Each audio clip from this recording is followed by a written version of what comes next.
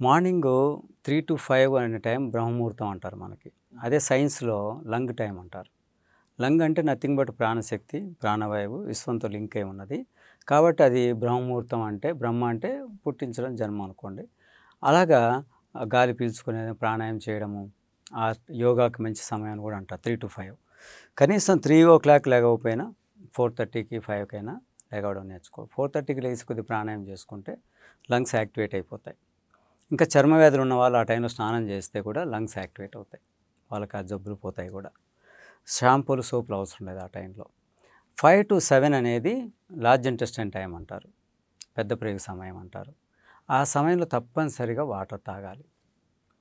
గోరువెచ్చటి నీళ్ళు ఒక హాఫ్ లీటర్ తాగడం, ఒక అరగంటకి మళ్ళీ మామూలు వాటర్ తాగడం.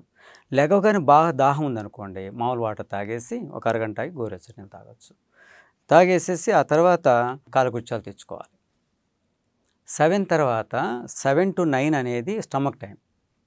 సైన్స్ ప్రకారంగా 7-9 అనేది స్టమక్ టైం. ఆ టైంలో శరీరంలో జఠరాగ్ని ఎక్కువ ఉంటుంది.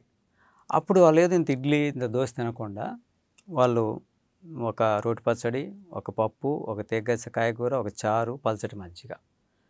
తిక్కు పెరుగు వాడకూడదు, కఫాలు ఎక్కువ వస్తాయి.